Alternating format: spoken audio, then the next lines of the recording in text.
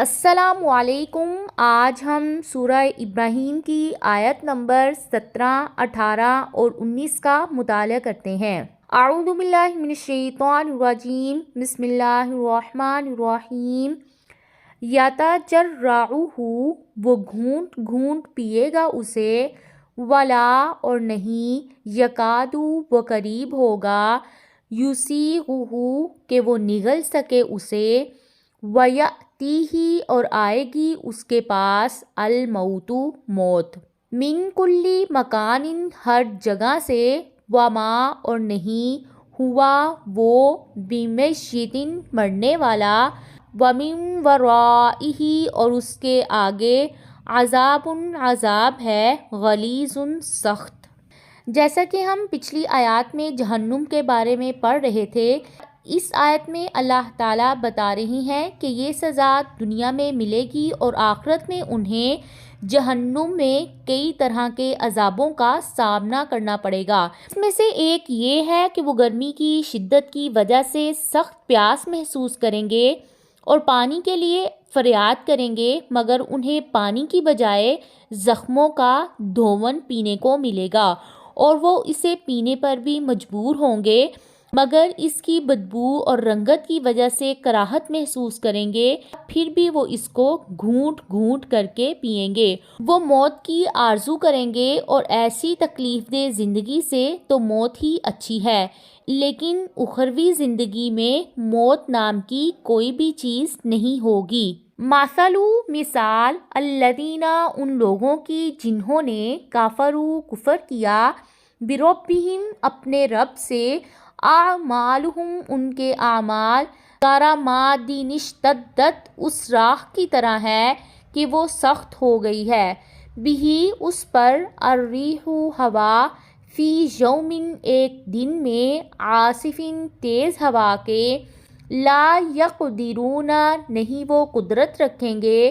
مما، اس میں سے جو، کسبوا، انہوں نے کمائی کی، علی شیء، کسی چیز پر،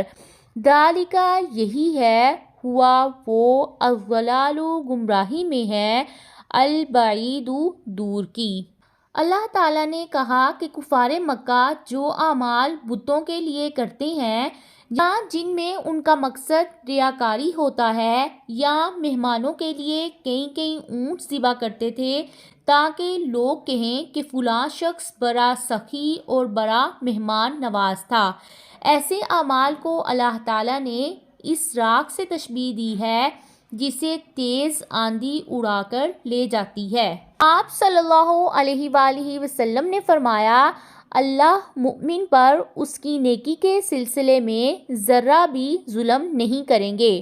اسے اس کے نیکی کا بدلہ دنیا میں بھی دیں گے اور آخرت میں بھی دیں گے، اور کافر نے جو نیک عمل کیے ہوں گے اس کو اس کا بدلہ دنیا میں ہی دے دیا جائے گا، آخرت میں جب پہنچے گا تو اس کے پاس کوئی نیکی نہیں ہوگی جس کا اس کو صلہ دیا جائے گا، وہ اس لیے کہ وہ آخرت کا انکار کرتے ہیں۔ لم ترا، کیا نہیں آپ نے دیکھا، انا، بے شک، اللہ تعالیٰ، خلقا، اس نے پیدا کیا، السماوات، آسمانوں کو، والارض، اور زمین کو، بالحق، حق کے ساتھ، ان، اگر، یشاء، وہ چاہے، یذہبکم، وہ لے جائے تم سب کو، ویأتی، اور وہ لے آئے، بخلق جدید، کوئی نئی مخلوق۔ اس آیت میں خطاب نبی کریم صلی اللہ علیہ وآلہ وسلم سے ہے اور مراد ان کی امت ہے، یا کافر کے ہر فرد سے خطاب ہے کہ جس اللہ تعالیٰ نے آسمانوں اور زمینوں اور ان کے درمیان کی تمام چیزوں کو پیدا کیا ہے، وہ یقیناً اس بات پر بھی قادر ہے کہ قیامت کے دن انسانوں کو دوبارہ زندہ کرے۔